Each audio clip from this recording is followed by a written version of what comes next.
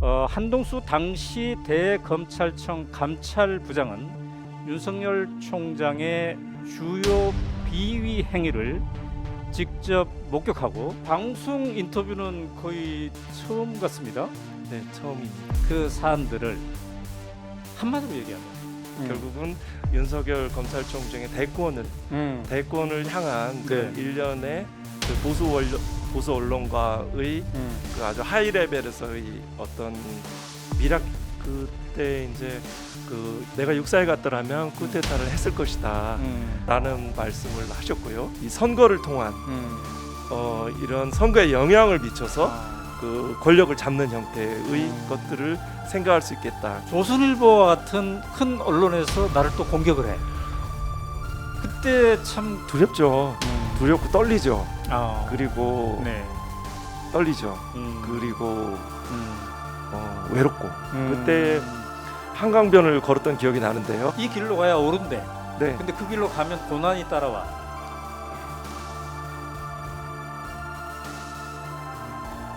저는 이렇게 고통받고 네. 그런 약한 사람들 네. 그 생각들을 하게 돼요. 오마이TV 시청자 여러분 반갑습니다. 저는 오마이뉴스 대표기자 오연호입니다. 윤석열 대통령은 검찰총장 시절 얼마나 중대한 범법 행위를 저질렀는가? 이 질문에 대한 답을 줄 행정소송에 대한 2심 판결이 오는 12월 19일 오전 10시로 다가오고 있습니다. 이른바 윤석열 총장 징계 취소 소송인데요. 오마이TV와 오마이뉴스에서는 언론사들 가운데 거의 유일하게 이 12월 19일 2심 판결의 중요성을 주목해서 시리즈 인터뷰를 해오고 있습니다. 이 코너 오연호가 묻다에서는 이미 이성윤 검사장, 추미애 전 법무장관에 대한 인터뷰를 내보냈고요. 오늘은 세 번째로 한동수 전 대검찰청 감찰부장을 모시고 이 소송의 중요성에 대해서 이야기를 나눠보도록 하겠습니다. 한동수 당시 대검찰청 감찰부장은 윤석열 총장의 주요 비위 행위를 직접 목격하고 또 그 행위에 대해서 감찰을 시도했고 역사적 증인이기도 합니다. 자, 어려운 발걸음 하셨습니다. 안녕하세요. 네, 안녕하세요. 네. 방송 인터뷰는 거의 처음 같습니다. 네, 처음입니다. 네, 제가 이제 자료를 뒤져보니까 네, 주로 국정감사장에서 이렇게 마스크 쓰신 채 코로나 시대에 이렇게 증언하신 네, 그게 거의 영상 자료는 유일한 것 같아요. 네, 그렇습니다. 국정감사 때 하고 네, 그 다음에 2022년 네네. 5월 9일 날 국회에서 네, 한동훈 법무부 장관 후보자 청문회 때 네. 그때 아마 영상이 있을 겁니다. 그러면 이제 최초로 예, 언론 방송사에서 마스크 벗고 네, 네, 그렇습니다. 이렇게 오셨는데 어떤가요, 좀? 네, 뭐 제가 특별한 감정 표현들을 잘 못해서요. 네, 그래요? 그래서 많이 수고들 하신다 네. 이런 생각들 네. 그리고 잘 말씀드려야 되겠다 네. 이런 생각을 하고 있습니다. 혹시 저 이성윤 검사장 그리고 추미애 전 법무장관에 대한 인터뷰는 혹시 보셨던가요? 네, 아주 세밀하게는 아니지만 네네네. 네, 전체적인 어떠한 이 내용들과 그런 그래요. 접근을 하셨는지는 네. 보았습니다. 네. 자, 이 다가오고 있는 12월 19일 행정소송 2심 판결이 이제 현직 대통령에 대한 것이기도 하기 때문에 상당히 주목을 받고 있는데요. 한동수 당시 이제 대검 감찰부장이셨잖아요. 2019년 10월부터 2022년 7월까지 근무를 네. 하셨네요. 네, 그죠? 네. 자, 이제 대검찰청 감찰부장 하면은 네. 일반인들은 잘 모르는 것 같아요. 네. 이게 뭐 하는 자리인가? 네, 뭐 하는 자리입니까? 그 대검 감찰부장은 네. 그 검찰 공무원들, 검사 및 이제 검찰 이제 직원들에 대해서 네. 비위, 비위 그러니까 징계 사건 그리고 경우에 따라서는 징계의 어떤 사안의 정도가 심하면 네. 또 수사로 전환하기도 하고요. 비위 감찰을 해서 네. 검찰 조직의 공직 기관을 확립하는 일 네. 이런 측면들이 감찰 1과하고 감찰 3과에서 진행하고요. 네. 감찰 2과는 사무감사라고 해서 그 전체 전 검사들의 수사 사무 네. 그리고 직원들의 행정 사무 네. 뭐 예산 요즘 문제되는 특활비도 대상 그 일선 포함되어 있기는 하죠. 네. 이런 일들을 하고 뭐 재산 등록 사무도 하고 아, 그러니까 그렇군요. 예방 감찰의 영역도 있으니까 검찰 공무원들의 네. 그런 이 정보들도 수집하는 기능도 하고 네. 있습니다. 그러니까 한마디로 얘기하면 검사들이 제대로 하고 있나, 그렇죠. 비위 행위는 없나, 네. 이거를 감독하는 그런 네. 역할을 하고 있네요. 부패와 부정과 범법을 감시하고 또 통제하는 쓰는 역할을 한다고. 매우 중요한 자리네요. 그런데 그 자리를 말이죠. 네. 자원에서 지원한 걸로 알고 있습니다. 네, 맞습니다. 그러니까 14년까지는 판사 생활을 오래 하셨어요. 네, 16년 했습니다. 16년 동안 판사 생활 네, 하셨습니까? 네. 천직인 줄 알았습니다. 판사로 출발해서 16년 동안 하셨고, 네, 그다음에 변호사는 또 몇 년 하셨습니까? 5년 7개월 했습니다. 그렇게 하다가 네, 이제 대검찰청의 감찰부장이 되었는데, 네. 이거는 그러니까 공지가 어디에 나서 이제 지원을 하게 된 겁니까? 어떻게 된 겁니까? 아, 그렇습니다. 네, 이렇게 아주 직접적인 그 순간은 네. 그모 대형 로펌에서 이제 IP 쪽, 네. 그러니까 지적재산권 분야 이제 변호사로 일하고 있었는데 그 담당 비서가 네. 저한테 이제 법률 신문을 전달해 줬어요. 아. 저는 뭐 평소처럼 이제 이게 문서 작업을 하고 있었죠. 그런데 네. 그걸 왔는데 네. 법률 신문 하단에 그 모집 공고가 났는데 그게 순간 반짝 빛이 나면서 아, 이 길이 내 길이다 이런 생각이 대검 들더라고요. 감찰부장을 모집합니다. 네네네. 뭐 조금 더 길게 말씀을 드리면 네네네. 그 전체적으로 당시 이제 전체적으로 검찰 개혁에 대한 네. 이런 열망들이 그렇죠. 많이 있었고요. 무르익고 있었거든요. 네네네. 그때 이제 뭐 그때 이제 적폐청산이라고 해서 사법농단 뭐 그다음에 그 국정농단 네. 이후에 이제 검찰 개혁과 언론 개혁으로 가자 네. 이런 얘기들이 있었고 저 그렇죠. 역시 그 당시 이제 윤석열 총장의 개혁적 성향들을 믿었습니다. 네. 그래서 그분 이제 23기, 저 24기니까 기수 차이도 안 나고 네네네. 제가 가지고 있는 것들을 하면 일정 네. 정도 검찰의 변화에 일조할 수 있겠다 이런 음. 생각들을 했죠. 그렇군요. 네. 그래서 이제 지원을 했어요. 네, 근데 덜컥 됐어요. 덜컥은 아니고요. 네. 어, 그 경쟁이 되게 치열했을 법합니다. 네네 과정이 쉽지 않았습니다. 그때 이제 제가 이제 서류 이제 직무수행 계획서도 제가 준비를 하고 이런 과정들을 준비를 하고 네. 또 뭐 청와대 인사검증도 거치고 네네네. 또 면접도 했습니다. 네네. 그렇게 했는데 어느 순간인가 저 말고 다른 분들이 네. 된다라는 게 법률신문, 법조인들이 많이 보는 신문이거든요. 그랬어요? 그래서 저는 안 되는가 보다 이렇게 생각하고 있었죠. 네. 네. 그렇군요. 그런데 이제 10월 18일자로 제가 임명이 되었지요.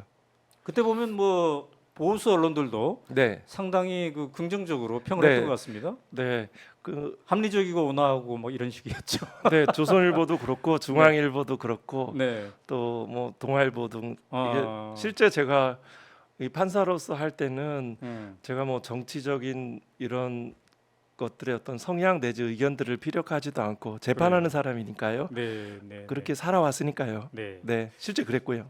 자, 그런데 이제 우리가 오늘 이제 전 감찰부장님을 모신 이유가 네, 오는 12월 19일에 네, 이른바 네. 윤석열 총장에 대한 징계 취소 소송 이것 네, 네. 때문이거든요. 직접적으로는. 네, 그런데 재임 기간이 말이죠. 네, 바로 그 사안 윤석열 총장 징계와 관련된 사안에 해당되는 네, 중요한 내용들. 예를 네. 든다면 채널 A 사건이라든지 판사 사찰이라든지 이런 것들이 집중적으로 또 그때 발생을 하고 네, 그렇습니다. 네, 네, 그러니까 오늘 이제 그 이야기들을 네. 심층적으로 우리가 네, 들어볼 네. 텐데 네, 자, 다 듣기 전에 네. 일단 이러한 사안들 네, 내가 검찰 심장부에서 들어가서 맞닥뜨렸던 그래서 윤 총장에 대한 지금 징계 사안이 되고 있는 그 사안들을 한마디로 얘기하면 어떤 사안이라고 볼 수 있습니까? 한마디로요. 네. 그 검찰의 그 권한과 이익을 네. 영속화하고자 하는 측면들이 하나 있고요. 영속화. 영속화. 지금까지 이제 한국 역사를 쭉 지켜보면 네. 기존에 뭐 예를 들어서 뭐 문재인의 검찰이냐 또 박근혜의 검찰이냐 이명박의 검찰이냐 네. 라는 그런 표현들을 쓰시는데 네. 검찰은 한 번도 어느 정부의 검찰은 없었던 것 같아요. 아, 그래요. 검찰의 검찰이었을 뿐이죠. 아. 검찰의 이익과 권한들, 그 예를 들어서 음. 전관 특혜 네. 내지는 뭐 특수부 쪽으로 특수부 출신 변호사들이 현재 많이 이렇게 네. 전관 특혜의 이익을 향수하고 있다고 음. 서초동에서 알려져 있는데요. 네, 네. 그런 아주 쉽게 이제 물적인 아. 이익들, 그리고 검찰의 이익과 권한은 이제 막강한 수사권인 거죠. 수사권과 네. 기소권, 뭐 영장 청구의 독점권, 기타 많은 이익들, 특활비 등 놓지 않으려고 하는 네. 요거를 방어해내는, 주로 입법을 방해해내는 그 음. 부분하고 또 이제 음. 윤석열 총장 재임 시절에는 역대 가장 막강한 권한을 행사했던 네. 검찰총장으로 내부에서 음. 이렇게 말들을 하시는데요. 네. 그때는 좀 특이하게도 네. 나중에 결과가 이제 본인의 행위와 동기들을 또 추론하고 왜 그러한 행위를 하셨을까를 이렇게 퍼즐과 해석이 되잖아요. 네, 네, 네. 그래서 국민들이 다 알고 계신 거잖아요. 그게 이제 결국은 윤석열 검찰총장의 대권을 향한 그런 네. 일련의 그 보수 언론과의 그 아주 하이 레벨에서의 어떤 미락 비슷한 거, 야합 미리압. 미락인 거죠. 그런데 그거는 그 뭐 일제 시대 때도 그랬고 또 일제 이제 해방 이후에 한국사를 관통하는 가장 막강한 두 개의 권력들이 만난 거죠. 네. 그렇게 해서 결국 그 대권을 이렇게 하나 이루어가는 과정 중에 아니었을까라는 그런 그 네. 짐작 내지 그런 네. 생각이 들었습니다. 네, 네, 네. 두 가지입니다. 자, 그러니까 검찰을 위한 검찰, 이거를 영속화하기 위한 네, 것, 그다음에 윤석열을 통한 네, 대권 정치 그렇죠. 이를 위한 보수 언론과의 밀약, 네, 뭐 그런 것으로 정리를 해볼 수 있다는 거죠. 그래서 지금 12월 19일로 다가오고 있는 네. 2심 결과는 어떨 것 같습니까? 1심을 그대로 유지할까요? 어떨까요? 즉 1심은 중대 비위자다, 중대 비위를 많이 저질렀다, 면직 이상도 가능한 상태였다, 이렇게 1심 판결이 나온 건데 네, 네. 이걸 과연 유지할지 어떨지. 속에 이제 생각하는 네. 그런 뭐 희망 사항일 수도 있고 네. 또 이런 결론이 있지만 네. 그 부분에 대해서는 뭐 네. 여러 가지 가능성이 있어서 네. 뭐 굳이 표현하지 않는 걸로 하면 어떨까요? 아, 네. 네. 알겠습니다. 자, 그런데 이제 이 방송에 나온 그 이성윤 검사장은 네, 1심을 유지할 거다, 2심이. 네, 그러면서 만약에 그렇게 된다면은 윤석열 대통령의 아킬레스건이 끊어진다라고 네, 표현을 했고, 그다음에 이제 추미애 전 법무장관은 만약에 2심도 이게 유지가 된다면 정상인이라면 스스로 퇴임해야 된다, 이렇게 얘기를 했어요. 네. 자, 이제 아까 조심스럽게 전망했습니다만 만약 2심이 1심을 그대로 유지한다면 이것의 의미는 뭘까요? 유지한다면 네, 그 헌법이 정하는 네, 민주주의의 가치, 네, 검사는 소추기관이기 때문에 네. 재판의 독립, 사법부의 독립을 침해해서는 안 된다. 네, 그리고 검사는 정치적 중립을 지켜야 한다. 음, 선거에 부당한 영향을 미쳐서는 안 된다라는 네. 헌법적 가치가 확인되고 네. 이 부분은 이제 우리의 그 아이들 후손들에게 그 지켜줄 수 있는 가치를 선언하는 길이죠. 네, 더 좁게 구체적으로 말하면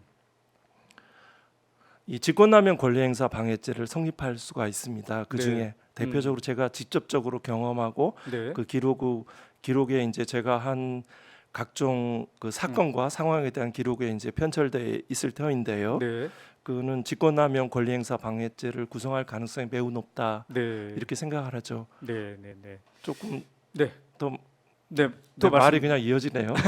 그 직권남용에서 이제 가장 중요한 건 이제 법리상 쟁점들이 있는 거는 필요성과 상당성이거든요. 네, 구체적인 행위가 구체적인 상황에 비춰서 필요성과 상당성이 있느냐. 그럼 예를 들어서 제가 국회에서 증언해서 어느 정도 알려드릴 수도 있는데요. 네, 검찰 4월 2일 날 2020년 4월 2일 날 검찰총장실에서 이 감찰을 이제 하겠다, 조사를 해보겠다라고 하니까 당시 이제 윤석열 총장이 하지 말라라고 음. 하는 것 왜 그랬나? 이렇게 감찰을 중단할 필요성이 있었나? 이건 누구나 인권부에 갈 사안이 아니고 네. 감찰에서 조사할 중대한 사안인데 음. 그렇게 할 필요성이 있었나? 음. 그러면 그 방법은 상당했나? 네. 절차와 규정들은 지켰나 보면 그렇지는 않죠. 무리하게 이렇게 위협적인 행동도 하셨고 그래요. 무리한 중단을 하신 거죠. 네, 네. 아. 자, 이제 좀 더 자세한 것은 이따가 아, 이제 계속 네. 얘기를 해보도록 하고요. 자, 그러면 지금부터는 이제 윤석열 총장과의 첫 만남, 네. 이때를 한번 되돌아가 보도록 하겠습니다. 지원할 당시에 대검 감찰부장에 지원할 당시에는 윤석열 총장에 대해서 아까 좀 개혁적인 인식을 갖고 있었다고 말씀하셨나요? 네. 어느 정도 기대가 있었겠습니다. 네. 그래요. 그 네. 다 이제 많이 알려진 네. 저는 사람에 충성하지 않는다. 그리고 국정농단, 사법농단에서 네. 뭐 그 기본적으로 이제 법관의 독립, 재판의 독립 부분에 대해서 침해하는 행위에 대해서 네. 접근해 갔다는 측면, 또 이제 뭐 저도 뭐 이제 광화문에 촛불을 들고 그 대의에 네. 동의했던 사람이어서 기본적으로 그 이른바 적폐청산 수사에서 그 역할이 저분은 개혁적인 성향이다. 말 자체도 당시에 이제 뭐 수사 기소권의 분리라든가 네. 여러 가지 변화에 대해서 그런 언사를 하셨잖아요. 그래서 저도 믿었죠. 그래서 이제 기대를 가지고 가셨군요. 네, 네, 네. 그런 기대를 가지고 이제 첫 출근을 하는 겁니다. 첫 출근요? 첫 출근을 이제 네. 하는 거예요. 네, 근데 첫 출근을 하기 전에 일단 임명장을 받았잖아요. 네, 이제 판사, 변호사만 했기 때문에 네, 대검찰청 감찰부장을 하려면 검사가 돼야 되는 거잖아요. 네, 맞습니다. 그래서 검사로서의 임명장을 받았겠군요. 네, 맞습니다. 그거는 검찰총장한테 받는 겁니까? 대통령한테 받는 겁니까? 뭐 감찰부장을 포함해서 모든 검사의 임명권자는 대통령입니다. 그런 대통령 문재인 그렇습니다. 이런 걸 받았습니까? 네, 임명장에서 네. 검사의 임함, 대검찰청 감찰부장의 보함, 2019년 10월 18일 대통령 문재인 이렇게 다 이쪽 외우고 거를- 계시군요. 이렇게 뭐 아주 간단하니까요. 네, 네, 간단하고 이래서 그거를 법무부 18일 날 그 네. 법무부에 가서 당시 이제 장관이 이제 뭐죠? 이제 비어 있어서 네. 그때 이제 김호수 차관이 저한테 이제 그 임명장을 전수했죠. 대신 전달해 네. 주었죠. 자, 그래가지고 이제 첫 출근을 했습니다. 네, 당연히 윤석열 검찰총장께 이제 인사를 드리러 갔겠죠. 네. 그랬더니 그 8층에 이제 검찰총장실에 있습니다. 네네네. 거기에 이제 각 이제 대검의 이제 부장들 네. 다 이제 검사장급들이죠. 대검 부장들이 저쪽 이제 의자들이 디귿자 네. 형태로 돼 있거든요. 네네네. 거기에 다 이제 서 있는 분들이 네네. 이렇게 있고 그 앞에 이제 검찰총장이 인사를 이제 드리고 네. 했죠. 그래서 그때 이제 어떻게 좀 반겨 맞아주던가요, 아니던가요? 뭐 그 특유의 몸짓이 있으신데 네. 그 동작이 있으신데 좀 첫 대면인데 악수를 안 하는 건 좀 이상했었어요. 악수를 안 해? 손을 저한테 건네지를 않으시더라고요. 악수를 안 하시네. 보통 악수를 하는데. 네네. 그래서 이제 아크로비스타에 사신다는 걸 아셔서 거기 사시냐고 저도 같은 아파트에 산다. 같은 아파트. 네, 아크로비스타. 네, 그렇게 해서 좀 뭔가 좀 이렇게 친밀감의 표시로 대화를 건는데 네. 몇 동 몇 호냐고 물어보시더니 네. 그러면서 이제 자리에 앉았죠.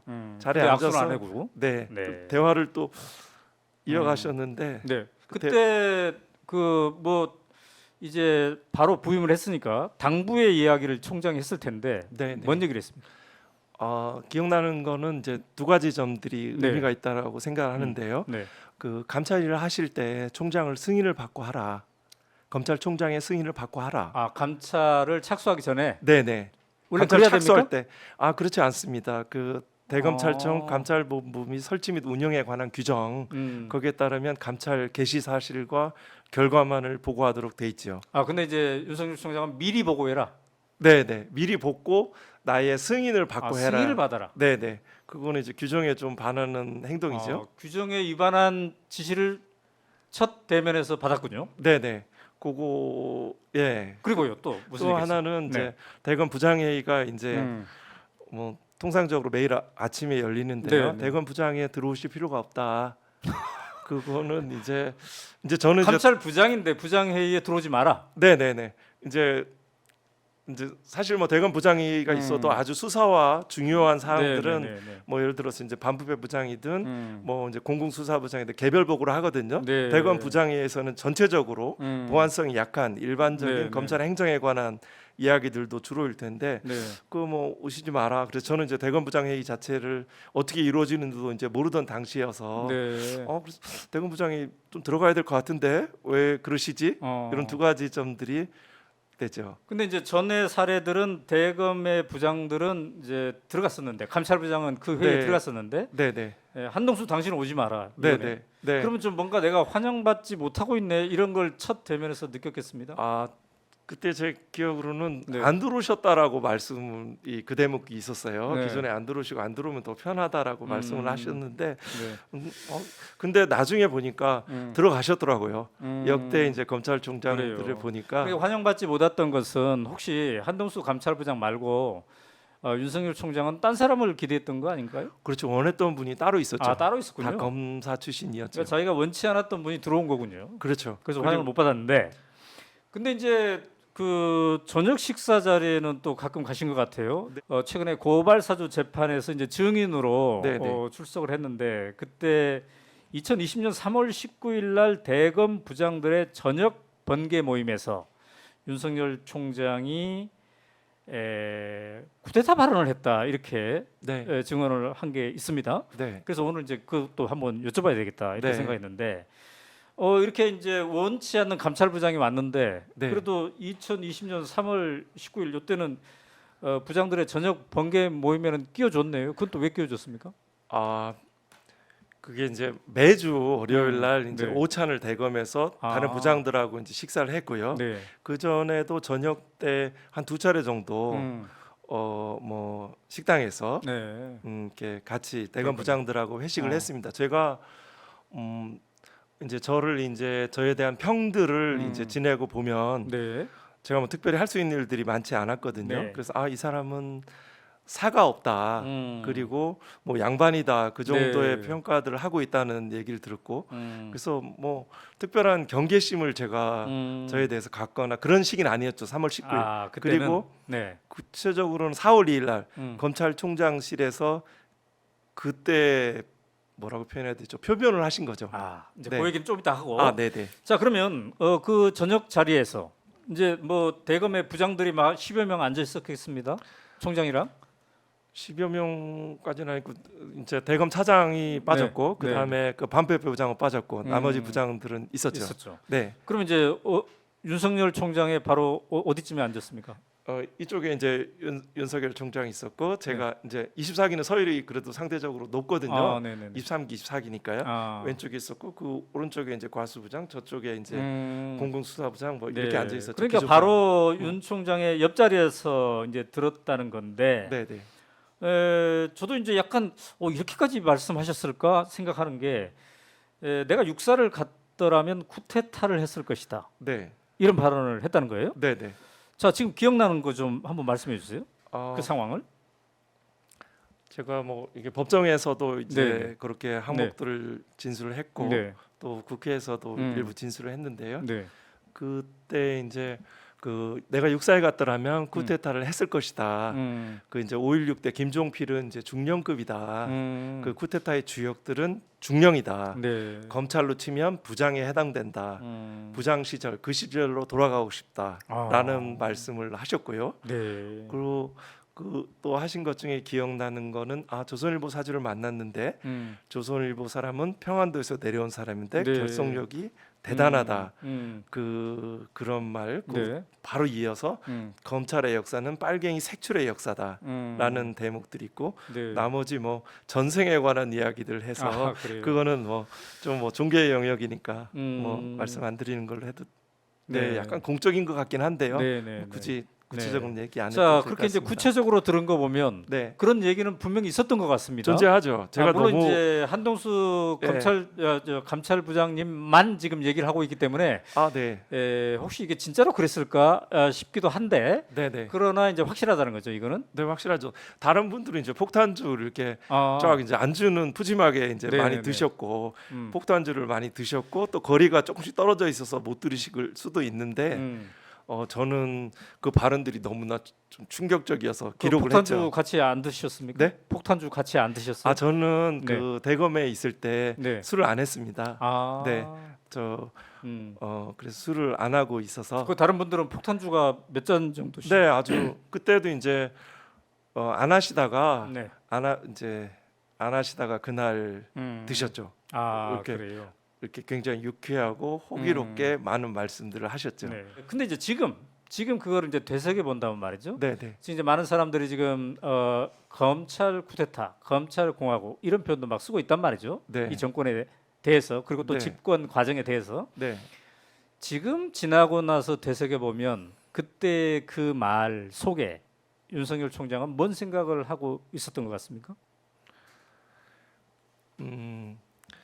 그때 제가 법무부 이제 징계위원회에서 이제 서면으로도 낼 네. 때 네. 그 대권을 의식하고 있었던 게 아닌가라고 이 말씀을 드렸는데요. 네. 당시에는 바로 이제 총선을 앞둔 시점이고 네. 또 그래서 이제 코로나 그 음. 19로 인해서 네. 이제 여야가 음. 예상과 달리 그 현재의 여당 네. 미래통합당들이 이제 많은 승리를 우세할 거라는 음. 그런 검찰 내부의 분석들이 있었고요. 네. 네. 그리고 그 당시에도 그 검찰의 힘이 음. 과거에 많은 선거에 많은 영향을 미친다는 것은 네. 부정할 수 없는 객관적인 음. 사실이잖아요. 네. 예를 들면 BBK 다스 관련해서 그 음. 소유자가 누구냐가 네네. 선거 대선 바로 직전에 수사 결과를 발표하거나 내지는 많은 정치인에 대한 네. 검찰의 수사의 1순위는 특수부의 1순위는 정치인에 대한 수사거든요. 네. 뇌물이든 뭐 정치자금법 위반이든 음. 그 총력을 하는 게 네. 정치인의 수사예요. 그만큼 거기에 대해서 이제 선거에 영향을 미친다는 걸 알고 있었고 그만큼 검찰의 수사권과 기소권이 굉장히 힘이 세다는 걸 실감하고 있었던 거죠. 네. 네. 그래서 이 선거를 이제 옛날 쿠데타는 이제 군사력에 의한 거잖아요. 네. 네. 네. 이제 무력으로 네. 이제 뭐 총이든 칼이든 네. 네. 뭐 이런 탱크든 이런 식으로 하는데 음. 현재에서 이제는 이 선거를 통한 음. 이런 선거에 영향을 미쳐서 아. 그 권력을 잡는 형태의 것들을 생각할 수 있겠다 그런 네. 자신감도 있었고 또 하나 그 중에 지점에 나중에 알게 된 사실인데 네. 뭐 이른바 채널 A 검언 유착 네, 네. 사건이라고 알려졌던 네. 제보자 A라고 했나요? 네. 뭐 제보자 X라고 했나요? 그 제보자가 채널 A 본사를 방문해서 유력한 진술과 물적 증거를 하기로 한 며칠 전이었어요. 네. 그래서 저는 기본적으로 그 총장과 네. 그다음에 그 측근들의 아주 밀접한 수시로 정보를 소통하는 모습들을 아주 네. 자주 목격을 하였기 때문에 네. 그런 정보들을 충분히 공유하고 있었겠다. 이게 잘 되겠다. 이런 생각들을 가지지 않았을까요? 네. 거의 뭐 합리적인 추론입니다. 자, 그러니까 당시에 윤석열 총장의 그 쿠데타 발언을 네, 지금 이제 되새겨 본다면 네, 군사 쿠데타와는 다르지만 네, 또 다른 방법으로 네, 영향력을 행사해서 네, 뭔가 권력을 잡으려는 그런 의지가 그때 당시에도 있었구나라는 생각을 지금은 이제 해본다는 거죠. 네, 그렇죠. 그래서 이제 그거를 네. 이제 카르텔의 강성과 연성이 있듯이 쿠데타에도 강성 쿠데타와 연성 쿠데타가 있다. 그리고 이제 그걸 할 만한 세력들이 존재했던 거죠. 네. 어떤 분은 뭐 70이라고도 하고 120이라고도 하는데 아주 이 야심 있고 네. 그런 이제 부하 검사들이 존재를 하는 거죠. 아, 그렇군요. 네, 세력을 자, 지금까지 이제 윤석열 총장과의 첫 만남 그리고 윤석열 총장과 대검 감찰부장의 충돌 이거의 전조에 해당되는 대목을 짚어봤습니다. 그러면 지금부터는 이제 본격적인 충돌 네, 장면으로 넘어가 보도록 하겠습니다. 자, 2020년 3월 31일 날 MBC가 이른바 채널 A 사건을 보도합니다. 자, 그 보도를 이제 바로 그 시각에 접했거나 아니면 후에 들어서 이제 접하고 직접 보셨을 텐데, 자, 이 MBC의 채널 A 사건에 대한 보도, 단독 보도였는데 이거를 직접 보시고 어떤 마음이었습니까? 저도 뭐 실시간으로 봤는지 녹화를 봤는지 네, 기억은 없는데요. 네, 이게 이제 그 검찰 고위 관계자가 네, 어느 기자를 통해서 그 제소자에게 네, 그 제소자에게 얘기를 해서 음. 이 수사관은 진행 추후에 네네. 된 사실까지 합쳐서 그 검찰 수사 진행 사항을 알려주고 또 그에 따라 필요한 네. 그 수사를 음. 얻고자 했다. 선거에 영향을 미치려는 점에서 굉장히 중요한 일이라고 음. 생각을 했죠. 상식에 반하는 충격이었죠. 아, 충격적이었다. 네, 누군가 큰 일을 저지르고 있구나. 그렇죠. 네. 네, 자, 그래서 이제 이거 봐라. 이거 감찰부에서 해야 되는데 이런 생각이 들었습니까? 아 그렇죠. 그거는 이제 중요한 왜냐하면 검찰 음. 조직 전체에 영향을 미칠 수 있는 사안이기 때문에 네. 그래서 뭐 반신반의의 측면도 있었으니까요. 그래서 일단은 그 음성 파일이 그 한모 검사, 저는 이제 이 검찰청법에 검찰총장과 검사로서만 이제 구분되어 있어서 네네. 그 나머지의 뭐 추후에 음. 직급이 어떻게 변했던 간에 네. 검사라고 네네. 호칭을 드리겠습니다. 네. 그 한동훈 검사가 그때 그 음성 파일이 현재 그 동일한 건지 본인의 음성인지 이 부분이 아니라고 되면 이제 클리어가 되니까 그렇죠. 누명을 벗어나는 좋은 길이 될 수가 있고 만약에 그게 동일하다 그러면 감찰로 들어가서 심각한 사안으로 네, 또 네. 수사로 전환될 수 있는 사안이라고 봤죠. 그래요. 네. 4월 2일 날 이 사건을 감찰해야 되겠다고 윤석열 총장한테 보고한 것으로 제가 알고 있습니다. 네, 맞습니까? 4월 2일은? 네, 3월 31일 날 보도가 됐고요. 그렇죠. 네, 4월 2일 날. 자, 네. 총장님, 이거 우리가 감찰해야 되겠습니다. 중대 네. 사안입니다라고 이제 갔을 터인데 네. 그때 윤석열 총장의 반응은 어땠습니까? 뭐 그때 이제 일부 제가 증언을 국회에서도 했고 네, 네. 법정에서도 했는데 네.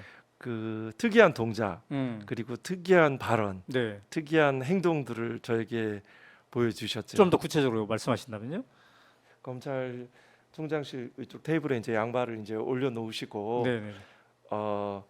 그 이제 이쪽 좌측 이제 구석에다 놓고 가. 네. 이제 보고서를 이제 감찰 상과장하고 같이 가져가거든요. 네.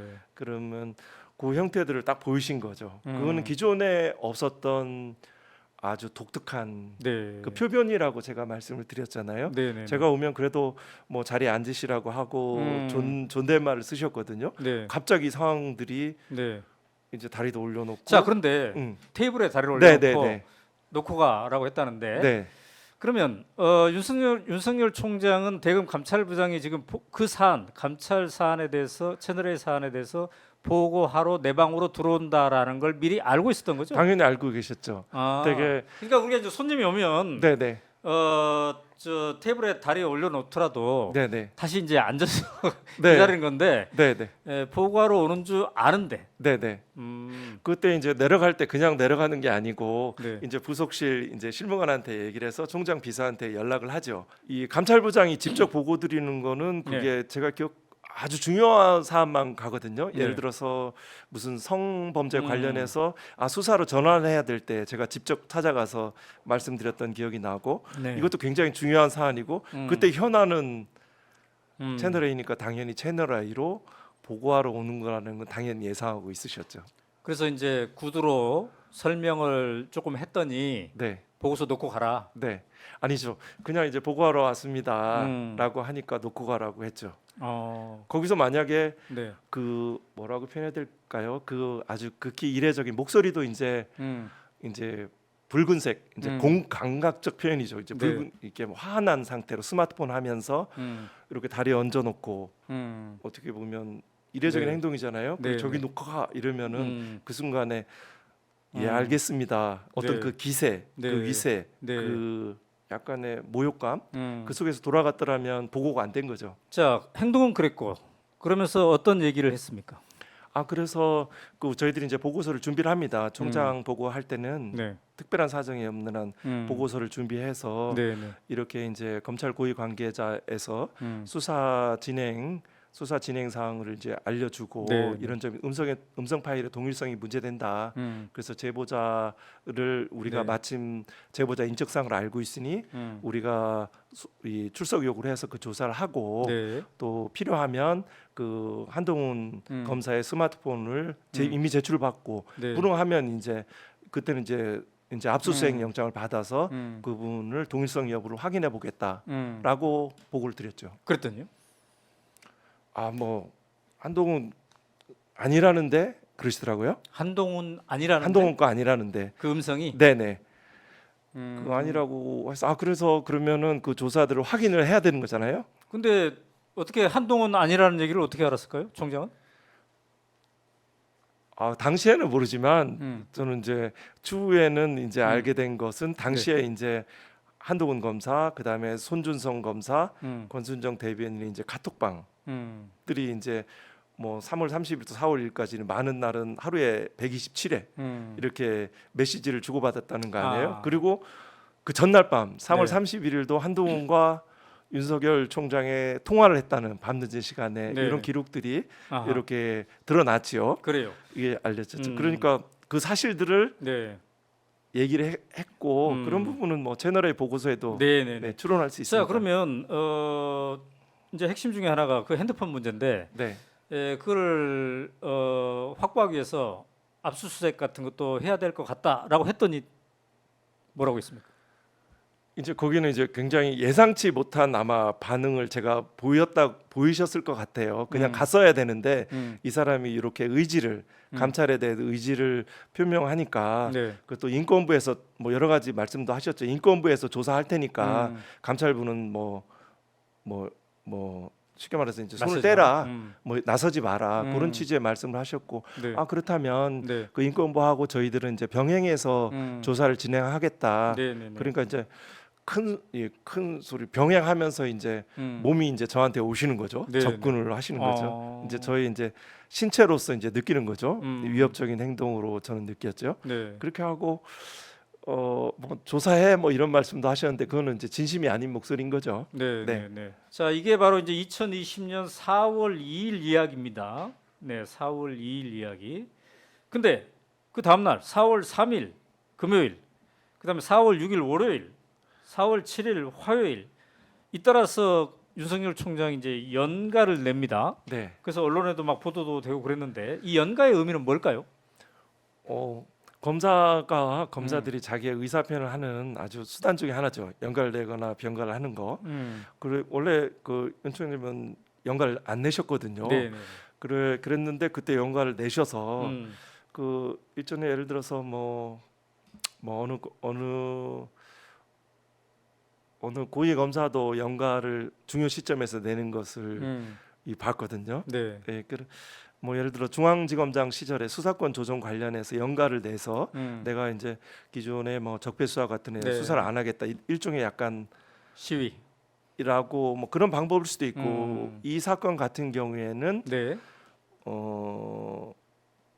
이거는 이제 초창기에 이제 증거를 인멸하는 행위가 굉장히 중요한 거잖아요. 스마트폰과 네. 노트북의 네. 초기화가 나중에 한 것으로 밝혀졌잖아요. 이 대응책을 갑자기 튀어나온 이슈잖아요. 네. 처음에는 인권부로 해서 인권부로 가면 사건을 거기서 가지고 있다가 네. 유야무야 될 가능성이 높은데 감찰부가 본인 스스로 예전에 징계도 받으셨거든요. 정직을 네. 감찰이 세다는 것을 본인이 인식하고 계셨고 저에 대해서도 그렇게 직접 말씀하신 적이 있거든요.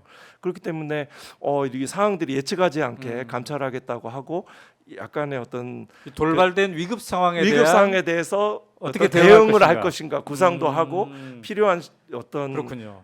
시간도 자, 확보했을 것 같아요. 바로 이제 그때 그중 연가 중에 하루인 4월 6일 전화로 이제 감찰을 개시해야 되겠습니다. 이게 중대 사안이니 개시해야 네. 되겠습니다라고 네, 네. 했더니 윤석열 총장이 조사하지 마라 이렇게 했다는 거예요. 이 정확한 이제 감찰 개시라기보다는 네. 그 당시 4월 2일 날 우리 제보자 X에 대해서 네. 그 인적 사항과 연락처를 아니 휴대번호를 아니 우리가 이제 출석 요구를 하겠다 이제 그거를 이제 우리가 이제 시작을 네. 해보려고 이제 감찰 상과장 있는 자리에서 이제 네네. 문자를 보냈죠. 근데 이제 바로 이제 연락이 오시더라고요. 전화가 왔어요. 네, 그래서 제보자 X를 저번에 말씀하신 대로 네. 우리 출석 요구를 이제 하려고 합니다. 그러니까 조사를 하지 마라 그러고서 이제 조사하지 마. 화를 내시면서 끊으셨죠. 그때 이제 그거는 뭐 녹음돼 있습니까? 그 통화는? 저는 이렇게 안돼 아이폰 있습니까? 쓰고요. 저는 녹음 안 합니다. 아, 그래요. 네. 근데 이렇게 감찰 개시를 하려고 하는데 조사하지 마. 이거는 명백한 감찰 방해 아닌가요? 아주 그렇죠. 정식으로 우리가 감찰을 개시하겠다는 것을 4월 7일 날 이제 그 근거 규정 대검찰청 감찰본부의 설치 및 운영에 관한 규정 4조 1항 네네네. 그거를 이제 적시해서 그 비의 사실도 적시해서 서면으로 네. 이렇게 작성을 해서 이제 보고를 드렸죠. 아, 그러니까 그래요. 뭐 1년에 이제 아주 법 형식적으로 분명해지는 시점은 그날 이제 감찰 중단을 한 행위. 요게 이제 아주 뭐라고 표현해야 되죠? 그 공소장에 들어가는 네. 이 행위 사실로 되고 앞에 부분은 이제 아. 모두 사실 정도겠죠. 근데 말이죠. 그렇게 이제 전화를 하고 문자를 하고 이제 감찰부장과 총장 사이에 이런 일이 막 오가지 않았습니까? 네. 근데 이제 그 와중에 이제 아마도 윤 총장 쪽에서 동원한 것으로 보이는데 조선일보를 통해서 여론 조작을 했다. 그래서 이 메신저 네. 감찰부장을 공격하는 보도가 나왔다. 그렇게 이제 우리가 알고 있는데 네. 그 얘기를 좀 해보시면은요. 이제 4월 7일 날 이제 네. 보고를 드렸고요. 저기 지금 화면에 나오는 저거네요. 네. 네. 네. 네. 이 박국 기자가 이제 조선일보에 나오는데요. 네. 네. 이 문자 통보, 네. 그죠? 휴가 중인 윤석열의 일방 메시지. 네. 네. 네. 네. 그때는 이제 음. 뵈야 되는데 음. 안 나오시는 거예요. 네. 네. 네. 그럼 이제 사안은 이 시간의 경과에 따라서 음. 이 스마트폰이 초기화되고 증거가 점점 네. 흩어지잖아요. 네.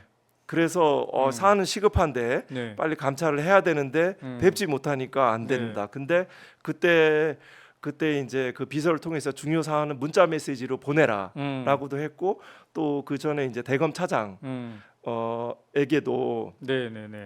이거를 이제 문자로 보내시면 된다라고 했고 그렇게 했는데 네. 저런 기사가 난 거죠. 그래서 처음에 이거 오보다 어떻게 조선일보에 이런 게 났을까? 그 다음 날 새벽에 났거든요. 네. 4월 8일 날 새벽. 네.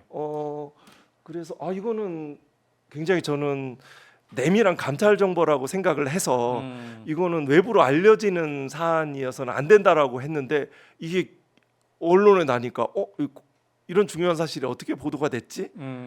일단 공무상 비밀 누설 아닌가요? 공무상 비밀에 이제 여러 가지 이제 판례상 개념도 있긴 한데 공무상 비밀에 해당되죠. 네. 감찰 그런데 개시 사실 그렇게 이게 봅니다. 이제 부제목에 일방 메시지, 네, 사실상 총장의 항명 네, 이런 식으로 완전히 그냥 네, 한동숙 감찰부장이 참 나쁜 사람이야. 네, 네, 버릇없는 사람이고 그렇죠.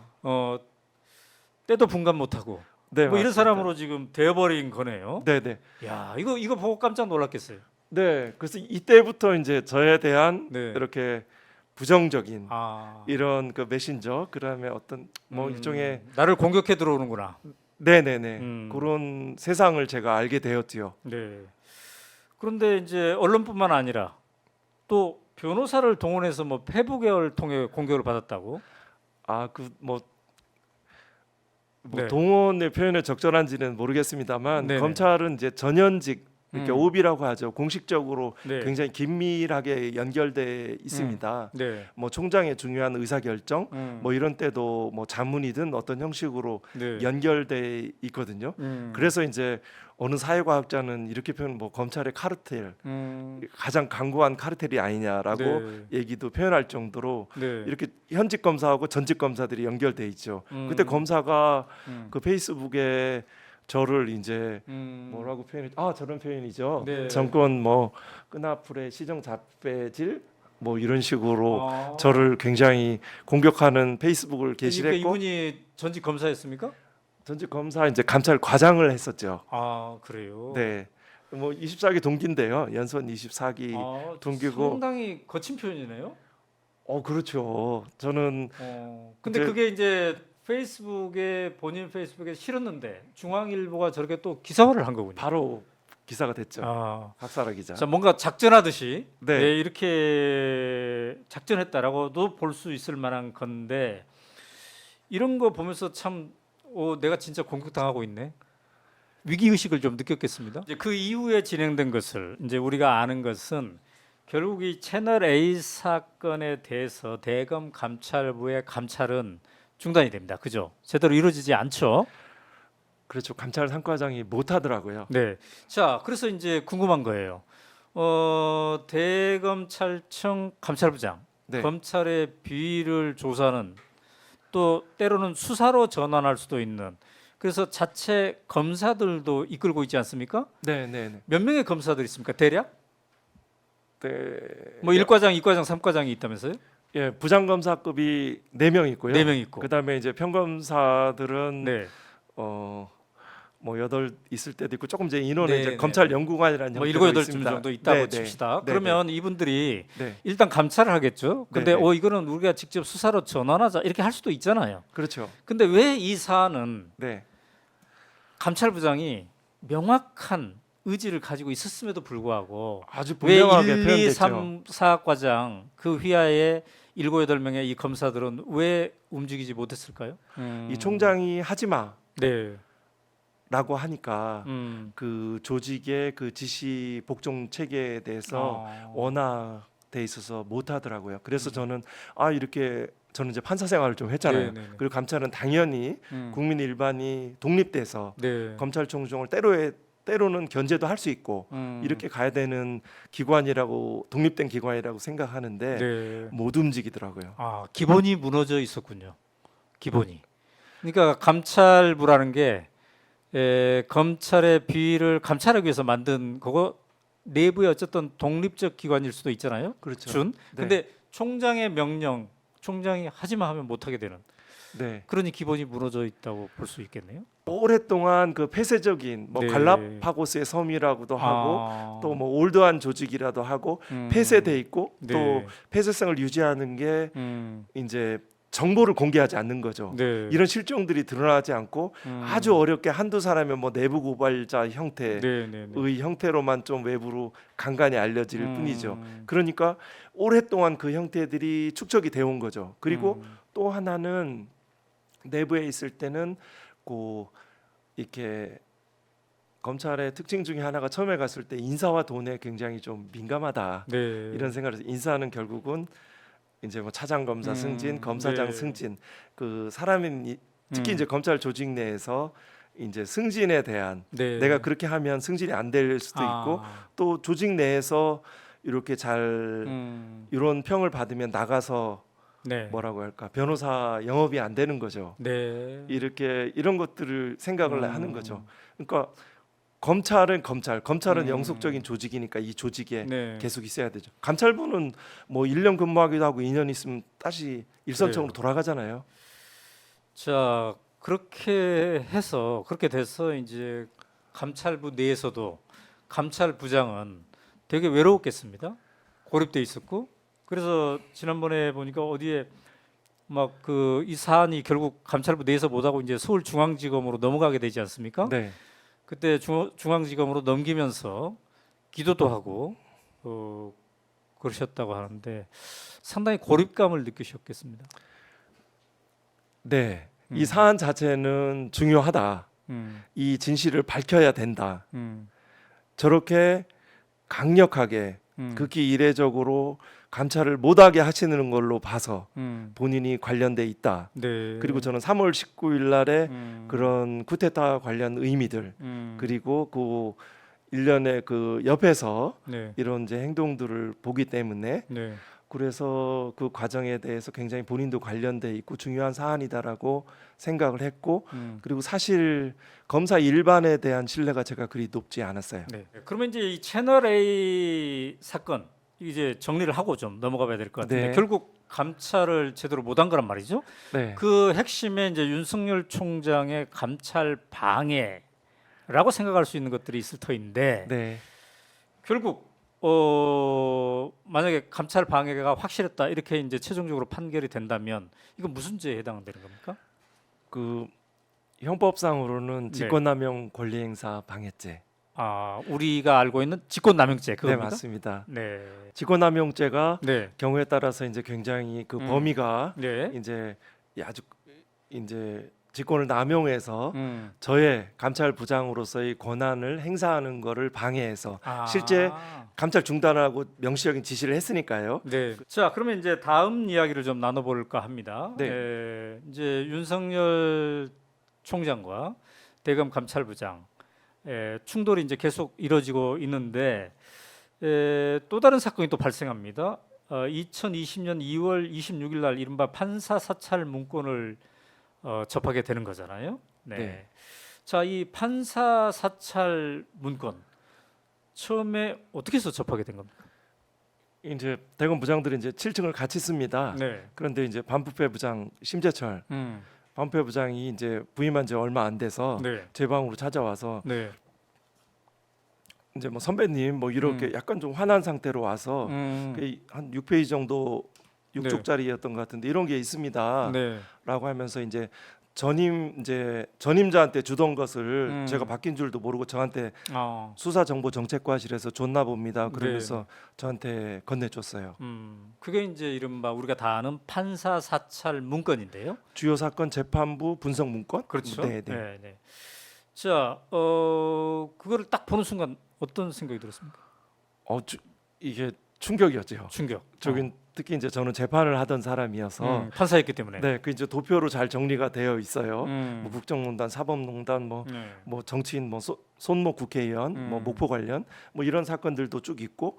근데 거기에 이제 재판장의 스타일, 네. 이 주심의 성향들, 또 그리고 제가 모르는 사실, 뭐 김모 부장이 뭐 검찰에 있는 김모 네, 차장의 뭐 인척관계다, 처형이다. 네. 또 내지는 어느 검사가 영장 실질심사 전날 뭐 술을 먹고 들어왔다. 그래요. 뭐 이런 언론에도 보도가 안 된 사실도 충격이었죠. 자, 그게 어떤 목적으로 만들어졌을 거라고 생각했습니까? 기본적으로 저는 재판에 영향을 미치기 위한 것이라고 자, 받아들였어요. 그러면 그렇게 재판에 영향을 미치기 위해서 이제 판사 사찰을 한 셈인데 이걸 처음에 심재철 대검 반부패 본부장이 가져왔다고 했어요. 네. 그러면 이제 이 감찰부장에게 건네준 이유는 뭡니까? 감찰을 의뢰한 겁니까? 아니면은 뭡니까 이게? 그래서 이제 네. 이게 감찰을 이제 의뢰하는 것이냐라는 취지로 이제 제가 물어보니까 네. 보관하고 계시라 이렇게 했죠. 그래서 그래요. 저는 이제 그 감찰부장 이제 캐비넷 그 아. 상단에다 놓고 그때 워낙 이제 이게 충격적이어서 그때 제 기억 속에 남아 있는 거는 그 한준수라고 혹시 네. 옛날 연기 군수 네, 하시던 네, 네, 분이 네. 있어요. 네, 네. 그 부분이 이제 그때는 선거직이 아니고 임명직일 때 기자회견을 해서 네.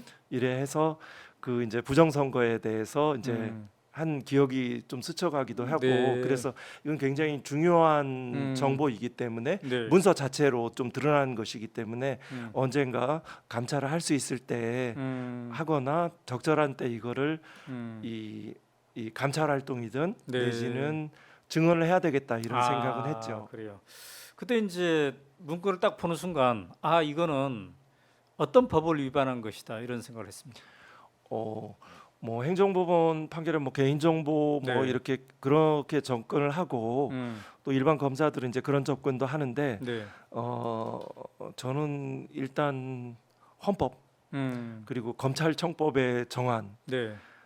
그거를 먼저 생각했어요. 네. 검찰이 재판에 영향을 미친다. 네. 영향을 미치기 위해서 언론을 활용해서 이 독립을 해친다. 이건 헌법이 말하는 그 검사의 이런 기본적인 그 지켜야 될 의무들이 있잖아요. 네네네. 민주주의에 대해 이를 지켜야 되잖아요. 네네네. 사법권의 독립을 침해해서는 안 되잖아요. 네. 그 공소 유지는 네. 이 증거에 따라서 법정에서 이루어져야 되는 일들이잖아요. 그 점에 대해서 굉장히 헌법적인 그 문제가 있고 네. 그리고 또 경우에 따라 그 수사들이 다 정치적인 수사라고 볼 수 있는 것들도 상당히 있어서 네. 이래서 그건 별도로 이분은 정책 중립성을 위반할 수도 있겠다. 이런 큰 틀에서 헌법과 네. 검찰청법 그다음에 그런 식의 접근을 했고요. 뭐 아주 딱 들어맞는 것들을 찾자 보면 구체적인 것들은 뭐 개인정보법 위반이라든가 이런 식으로 네. 또 세밀하게 볼 수도 있겠죠. 네. 자, 그래서 이걸 이제 감찰부장의 캐비넷에 보관하고 있었어요. 네. 근데 이거를 이제 세상에 알리게 됩니다. 네. 보관하고 있다가. 네. 네, 그게 제가 이제 알기로는 법무부 감찰 담당관실에 이 문건 사실을 공개함으로써 세상에 알려지게 된 건데 왜 감찰부에서 자체 감찰을 안 하고 네. 법무부의 감찰 담당관실에 이걸 넘기게 된 겁니까? 그 감찰부는 독립돼 있지 않았어요. 검찰총장 이거는 수사정보정책관실에서 네. 작성을 해서 반부패부에 그 주고 네. 반부패부장은 이제 그 공판 수행하는 팀들에게 적절하게 네, 보고받고 필요한 뭐 지휘 내지 음. 뭐 지휘 아무튼 지휘라는 표현은 좀 네. 아무튼 그 보고를 받고 필요한 뭐 지원이든 이런 예, 사용될 수 있겠죠. 근데 그러니까 이거는 뭐냐면 검찰총장의 지시하고 승인한 사항이라는 거죠. 네, 네. 결국 검찰총장에 대한 감찰하는 거잖아요. 할 수 없죠. 아. 검찰총장을 상대로 할 수가 없는 거죠. 네. 그러니까 이제 윤석열 검찰총장은 당시 내가 지시했다 이렇게는 얘기 안 했으나 대검 감찰부장이 딱 볼 때는 이거는 총장의 지시 없이는 이루어질 수 없는 사안이다 이렇게 보고. 그 당시에 이제 성모 지금은 이제 막 승진했던데요. 네, 네. 그 이제 검찰의 이프로스 게시판에 본인이 작성했다라고 얘기를 했어요. 네. 뭐가 잘못이냐? 뭐가 잘못이냐? 얘기할 정도로 어. 그만큼 문제 의식 자체가 이제 약화됐던 거죠. 네. 그래서 그렇지만 이 부분 자체는 그 상당히 재판의 독립을 침해할 수 있고 그래요. 언론 플레이를 통해서 언론에 영향을 미쳐서 재판의 결론에 영향을 미치고자 하는 행위여서 사실은 이제 대검 심각하다고 감찰부가 제대로 기능을 한다면 이것도 대검 감찰부가 해야 되는 거잖아요. 그렇죠. 근데 검찰총장이 윤석열 총장이 이걸 못하게 할 거라는 게 분명하기 때문에 감찰부장이 감찰을 안 하고 일종의 공익 신고자, 공익 제보자가 돼서 법무부 감찰 담당관실에 이걸 넘기게 되는 겁니다. 그렇죠. 이때 되게 그 심경이 복잡했겠습니다. 좀 슬프기도 했겠고. 네, 제가 어떤 감정적인 내지는 실존적인 이런 이 장면들이 한 몇 군데 있는데요. 네. 그 중에 이 반사 사찰 문건을 법무부 감찰 담당관실에 알릴 때 그때 이제 나름대로 이렇게 강을 건너는 거죠. 왜냐하면 이제 법원이란 그런 조직에 오랫동안 조직 생활을 했잖아요. 네네. 그러니까 어떤 내부의 문제들을 외부에 알린다는 거는 일종의 건너는 거잖아요. 네네. 그래서 그때 고민을 했죠. 근데 이런 결심을 하기 전에 이게 너무 큰 결단이기 때문에 뭐 가족과도 상의하고 좀 그랬나요? 저는 가족하고 상의 잘 안 합니다. 아 그래요. 또 기본적으로 뭐 제가 가족이 반대했는데 제가 변호사의 길을 갔잖아요. 변호사의 길을 간 거라든가 또 이제 제가 감찰부장을 네. 지원할 때도 가족이 들이 반대를 했거든요. 또 갔고 네. 이때도 역시 마찬가지로 좀 공적인 일을 제가 먼저 생각하는 네, 스타일이었죠. 자, 근데 이제 이거를 법무부 감찰 담당관실에 넘기자. 법무부에 넘길까 말까? 법무부에 넘기면 이게 세상에 다 알려지게 되는데 내가 그냥 대검 감찰부장 캐비닛에 놓아두면 나만 알게 되는 것이고 법무부로 가면 다 알게 되는 것인데 네, 그럴까 말까 뭐 뒤척이는 밤이 좀 있으셨을 것 같습니다. 네, 네. 되게 그때는 며칠 정도 고민했습니다. 이렇게 저는 막 장시간 동안 무슨 이제 판결 같은 거 예를 들어 대법원 연구관 할 때는 네. 뭐 한 몇 달간 불교에서 말하는 화두 풀듯이 사건을 머릿속에 담아두고 네. 계속 고민을 하지만 저는 기본적으로 공적인 일에 저를 헌신하겠다, 봉사하겠다, 뭐 이런 것들이 기본적으로 돼 있어서요. 그래서 그래요. 이제 다만 이렇게 하면 난 이제 건너는구나, 저를 비난하고 저를 이런 사람들이 생기겠구나, 이런 고단한 지난한 삶을 살아가겠구나, 네. 그런 고민들이죠. 이 길로 가야 옳은데 네, 근데 그 길로 가면 고난이 따라와. 네, 그게 뻔히 보여요. 네, 그럴 때 우리는 이제 할까 말까 고민을 하게 되는 것 같아요. 네. 그 기로에서 그 선택의 기준 준거가 되는 건 뭡니까? 부장님께, 당시 부장님께. 저는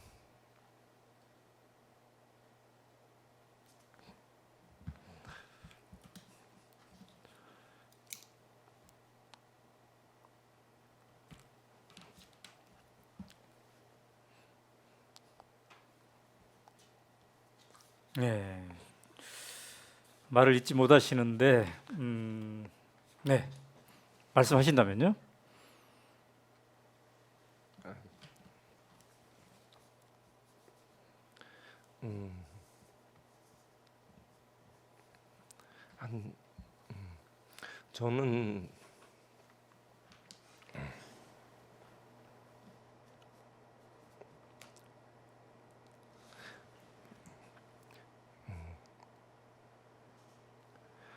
저는 이렇게 고통받고 네, 그런 약한 사람들 네, 그 생각들을 하게 돼요. 아, 그러면 그 이렇게 일제 시대도 네, 그렇고 네, 또 그 다음에 쭉 이제 우리나라가 이제 많은 발전들을 이루었잖아요. 네, 네, 네, 인권도 많이 신장되고 네, 또 이제 그 검찰이 어느 순간 그 우리나라의 사회 경제적 발전을 저해하는 네, 장애 요인으로 할 단계에 도달했잖아요. 네, 네, 네, 그러면 저의 것들의 결정들은 그 나중에 역사가 흘러도 네, 저의 것들은 아, 항상 무엇이 바른 길, 그 길을 지향하고 또 그것들에 대해서 네. 이제 가야 된다는 생각은 하고 있었죠. 네, 그렇군요.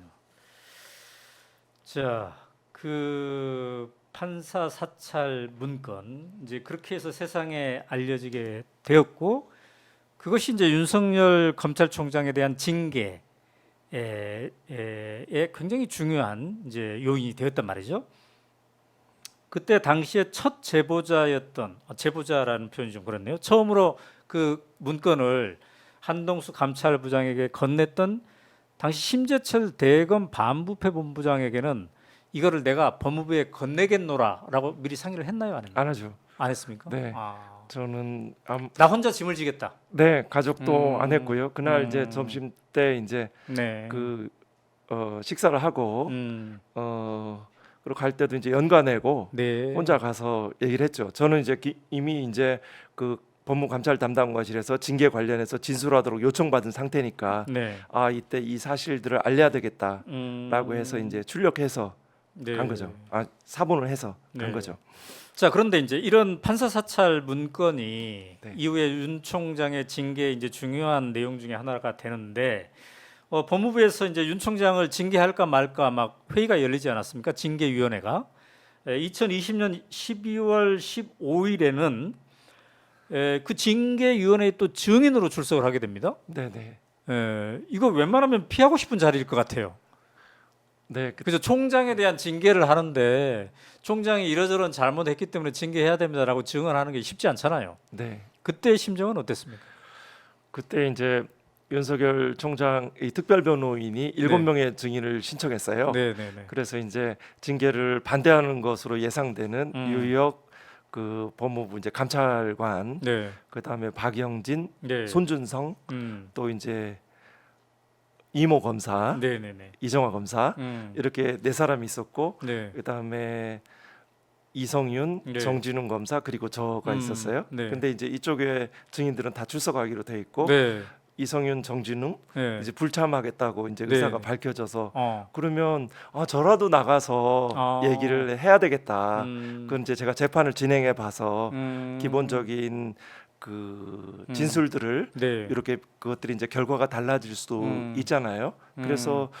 그래서 이제 그 특별변호인 이왕규 지금 네. 이제 법제처장으로 가셨죠. 네. 그분이 이제 저한테 질문을 하는데 뭐 네. 수동적으로 뭐 이렇게 답하지 않고 네. 뭐 3월 19일 날 있었던 일도 검찰 총장의 그런 일들 네. 전형적인 감찰방해 사실들을 얘기했고 판사사찰 문건은 기본적인 문건이 있는 사실이니까요. 뭐 그 두 가지 사실들에서 진술하게 됐습니다. 검찰총장이 잘못한 것에 대해서 내가 잘못했다라고 바로 진술을 해야 되겠다. 그런 의미로 이제 갔군요. 그거는 이제 이 총장 개인에 대한 문제가 아니거든요. 그분의 또 많은 인간적인 장점들과 네. 있을 수 있잖아요. 근데 그렇게 이제 윤 총장의 입장에서는 상당히 이제 불리한 증인일 수도 그냥 있는데 있었던 사실 네? 얘기하는 거죠. 근데 그렇게 법무부 징계위원회에서 증인하고 있을 때 네. 그때를 전후로 해서 또 언론을 통해서 공격을 받았다면서요. 네네. 그래서 그게 뭐 정의구현 사재단 신부 관련한 공격이었잖아요. 네 맞습니다. 그것도 참 황당했겠습니다. 그 날이 이제 11월 15일 날 기억하는데요. 네네네. 그 조선일보 모 기자가 이제 그때도 조선일보였어요? 네네. 네네네. 그래서 1년 아 저기 지금 나와 있네요, 저게. 네네. 예. 아 14일이군요. 네. 네. 14일 날. 그러니까 정의구현 사재단 신부를 왜 대검에서 만났냐? 그리고 만나가지고 저런 뭐 사건 관련 얘기를 한 거 아니냐? 막 이런 식의 뭔가를 하는 거죠. 네. 근데 저건 전혀 하나도 뭐 꺼리낌이 없는 일이었는데. 네, 뭐 하느님께 맹세하든 예. 네, 다 네. 저런 근데 일이 또 없었습니다. 저 신부님 만난 게 뭐 정의구현 사재단하고 무슨 연관이 있었던 거예요? 정의구현 얘기는 한자도 나오지 않았죠. 한자도 나오지도 않았고. 네. 예. 근데 저 신부님이 대검 감찰부장을 만났다는 사실은 누가 어떻게 알고 있을까요? 그래서 조선일보까지 또 어떻게 실리게 됐을까요? 이게 이제 참 저런 일을 당하면 좀 섬뜩하기도 했겠습니다. 그때 이제 알 수 있는 자료들은 이제 네. 지하 1층에 이제 CCTV 아. 하고 그다음에 이제 저분이 이제 들어오실 때 이제 민원 쪽에 이제 신분증 맡기고 인적사항 네. 적고 이제 들어오셨거든요. 네네네. 이제 그런 통해서 이제 추론을 한 거죠. 근데 저거는 이 사실이 아닌 사실들을 이제 허위의 내용들이죠. 네. 법무부 징계위원회에서 윤석열 총장이 잘못했습니다라는 얘기를 할 정도면 이제 윤석열 총장하고 완전히 일대 대격돌을 하는 거잖아요. 그죠? 네. 그리고 그 잘못을 인지한 네. 이제 감찰부장으로서 얘기를 하는 거잖아요. 네. 근데 거기에 조선일보와 같은 큰 언론에서 나를 또 공격을 해. 그때 참 그 고립감, 두려움 이런 것도 있었을 것 같아요. 두렵죠. 두렵고 떨리죠. 그리고 네. 떨리죠. 음. 그리고 음. 외롭고 그때 한강변을 걸었던 기억이 나는데요. 네, 그런 네. 한강변 이제 한 22km 저쪽 서강대교까지 왔다 갔다 하는데도 네네네. 계속 걷고 싶더라고요. 저 대검으로 아. 다시 돌아가고 싶지 않더라고요. 아. 괴롭잖아요. 네. 그 속에서 이제 그 강물을 바라보면서 여러 가지 뭐 전문가의 삽을 싣고 제 이 페이스북에도 올렸던 기억이 나는데요. 이런 생각들을 했던 기억이 그래요. 납니다. 네. 네, 자, 저 개인의 일인 거죠. 더 많은 힘드신 분들이 많이 있었을 것이지요. 그래요. 자, 지금까지 우리가 이제 판사 사찰과 법무부 징계까지 얘기를 해봤는데, 근데 사건이 여기서 또 끝이지가 않아요. 그 후에 네, 네, 더 충격적인 사안이 대검 감찰부장에게 또 다가옵니다. 네, 네, 이제 지금부터는 그 얘기를 해보려고 하는데, 이른바 고발 사주 사건입니다. 2021년이네요. 9월 3일 날 고발 사주 사건을 대검 감찰부장으로서 이번에는 직접 제보를 받게 돼요. 네. 예, 직접 제보를 받습니다. 9월 3일 날로 예, 기억합니다. 조성은 씨로부터. 네. 그래서 그 과정을 좀 간략하게 일단 도입으로서 설명한다면요. 네, 그날 문자가 왔어요. 9월 3일 날 제 개인 스마트폰으로. 예, 문자가 다 저장돼 있더라고요. 조성은 씨로부터. 네, 네. 와서 누군지도 모르죠. 네. 근데 이제 아마 음. 미래통합당 뭐 선대위원장하고 네. 지금 뭐 이런 것들을 제보를 하겠다고 그러니까 그래요. 사안이 심각하죠. 그래서 네. 이제 감찰상과장, 음. 특별감찰팀장 내려와라. 음. 감찰 그래서 이제 셋이 이 내용들을 보면서 네. 문자에 답을 하게 되고 아 혼자 답한 게 아니라 네, 같이 셋이- 이 표현들이 어떠냐 이렇게 신중해야 되니까. 신중해야 되죠. 제가 답을 문자에 답하는 거 하나 하나가 신중했다. 네네네. 어찌 보면 저는 저의 모든 것들이 다 기록된다는 생각은 했었어요. 그래요. 근데 조성은 씨는 이제 여러 군데 제보를 할 수 있잖아요. 네, 뭐 언론에 할 수도 있고 다른 기관에 할 수도 있고. 네, 근데 왜 하필 네, 대검 감찰부장에게 네. 제보를 했을까요? 그 조성은 대표, 음. 조성은 공익신고인도 음. 나름대로 이제 정당에 네. 그 선거 관련 음. 그 선대 그 부위원장인가도 했고 네. 또 많은 언론들을 상대를 했고 또 검찰 관련 일들을 좀 음. 했다고 하더라고요. 네네. 뭐 종전 전에 대변인도 알고 네네. 또 이제 십적 뭐 고발장을 접수해 보기도 알고 이래서 검찰의 실정들을 아는 거죠. 그래서 네. 그 중에 선택지가 여러 것들이 있을 수 있는데 그 중에 대검 감찰부에 이 사건을 맡기는 것이 네. 이렇게 적절하다고 판단을 했겠죠. 그래서 이제 뭐 고심을 하다가 제보자의 얘기를 직접 들어보자. 네. 해서 이제 조성은 씨가 대검 감찰부장실로 그럼 들어가게 된 겁니까? 우리 이제 수사관 여성이니까 이제 남녀 수사관을 네. 보내겠다라고 해서 픽업해서 대검 감찰부로 우리 차로 와서 네. 대검 감찰부 차로 와서 제가 직접 조사를 했습니다. 아, 직접 이제 조사를 했더니 이 사안의 본질이 짧게 얘기하면 뭡니까? 이제 저는 이제 채널 A 사건도 경험을 했고요. 음. 판사 사찰 문건도 경험을 했고 네, 그 날짜가 공교롭게 4월 3일이더라고요. 네, 네, 네. 4월 2일 날 제가 검찰총장실에서 이제 그런 보고들이 이루어졌잖아요. 바로 그 다음 날 이제 고발장이 작성된 거예요. 그, 네. 이 사건들이 서로 연결돼 있구나. 라는 생각들을 하고 있죠. 네. 그래서 채널 A 사건의 본질은 제가 단순한 당시에 이제 중앙지검에서 강용미수 사건으로 봤죠. 네. 강용미수는 뭐 예를 들어서 지불각서 쓰게 하는 거죠. 협박해서 네네. 그런 식으로 그런 단순한 형법상의 강요미수죄에 그치는 것이 아니라 네, 네.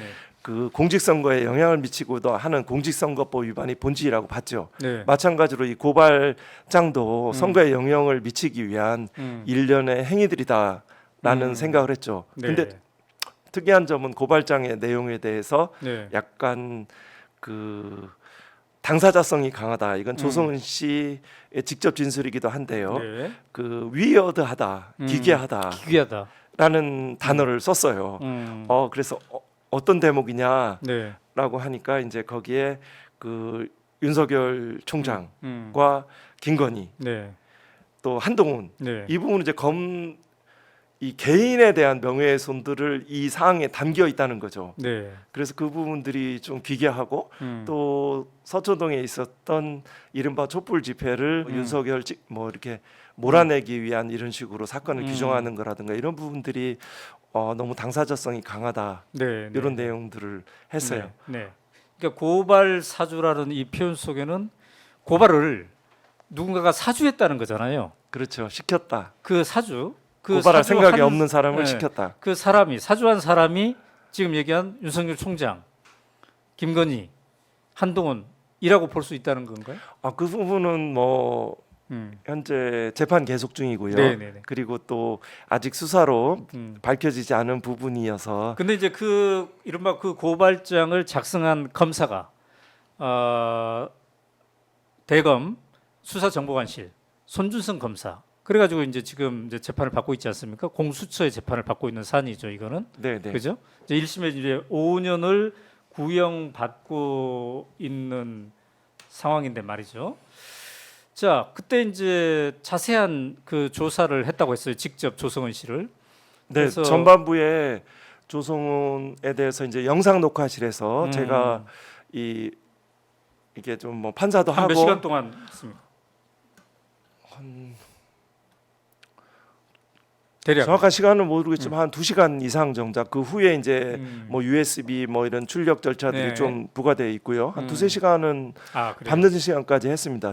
저녁 식사 후부터 시작을 했으니까요. 그러면 지금 그 대검 감찰부에는 그때 그 영상 기록이나 이런 것들은 다 보관돼 있다고 봐야 됩니까? 네, 그때 이제 영상 녹화로 했고 음. 그래서 이제 그 과학수사부, 네, 과수부 소속 속기사가 그걸 다 녹취록을 제가 받고 그 공수처에서 압수수색 영장을 받아서 네. 이제 그게 이제 나중에 고발되고 이제 중앙지검에서 사건이 또 넘어갔잖아요. 네. 그래서 이제 그 압수수색할 때 그 기록에 편찬되어 있는 거를 저는 확인했습니다. 네. 이 그러면은 그 이 고발 사주권에 대해서 이게 대검 감찰부에서도 할 수 있는 거잖아요. 네, 근데 이게 이제 수사로 전환하지 않았던 거는 그간의 전례, 채널A 사건이나 판사 사건 사찰 문건이나 이런 걸 봤을 때 이 대검 감찰부에서 제대로 못할 것 같다 이런 판단이 있었던 거예요?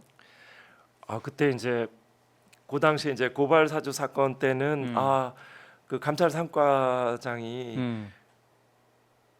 모든 사항들을 네. 이렇게 보고를 총장, 차장에게 보고를 드렸다고 네. 볼 수도 있을 것 같아요. 그러니까 이 상황들을 다 알고 네. 그렇게 이 필요한 사항들을 같이 또 모여서 그 회의도 하고 네. 이랬거든요. 이게 그 공직선거법 위반이 되냐, 직권남용죄가 되냐 이런 회의도 했고요. 네. 이 부분은 법정에 증언한 내용입니다. 그런데 당시에 검찰총장, 대검 차장 네. 이 감찰부에서 수사로 전환하는 것을 원치 않았어요. 아. 그리고 제가 할 수 있는 인력들은 이제 감찰 삼과장 또 그 밑에 있는 이제 그 특감팀장 검사들도 다 마찬가지죠. 네. 저 혼자 할 수 있는 일이 아니고 아. 저는 일단은 그 중앙지검으로 사건이 이제 음. 그쪽으로 이제 사건이 될 때 저희들이 감찰 조사한 것들이 있잖아요. 각종 네. 조서들 그리고 스마트폰에 대한 포렌식 결과들, 결과 분석 보고서 등은 일괄해서 그때 이제 자료가 됐고 최대한 객관적으로 많은 자료를 확보하고 네. 그것들이 이제 결국은 경우에 따른 증거들이 말하게 되잖아요. 네. 그렇게 했던 거 그래요. 그렇게 했습니다. 자, 결국 이제 손준성 검사가 지금 재판을 받고 있어요. 이 공수처 고발 사주 재판에 또 증인으로 나가셨잖아요. 네. 증인으로 나가다 보면은 손준성 검사랑 마주할 수도 있겠습니다. 마주칠 수도. 네, 바로 옆에서 이제 원래 이제 변호인들이 앞에 세 사람인가 쭉 쓰고요. 네. 그 이제 나중에 이제 그 손 검사가 있죠. 네. 그리고 저는 이제 그 측면에 있죠.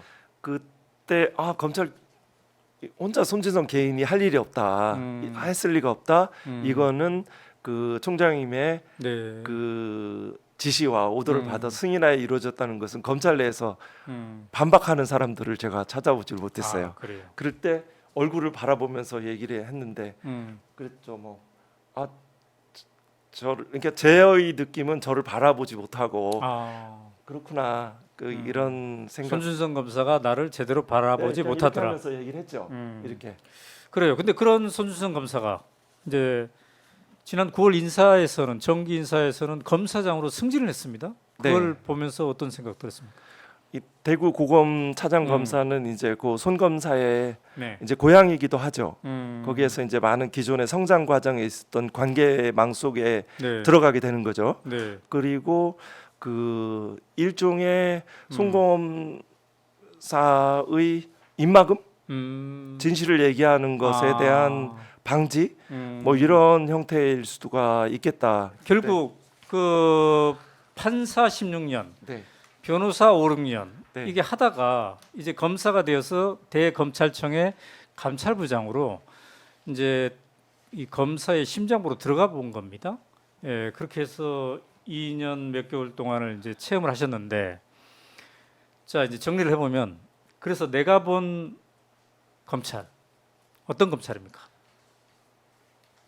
채널 A 사건, 고발 사주 사건, 판사 사찰 의혹 다 경험했잖아요. 그래서 내가 본 검찰 어떤 검찰입니까?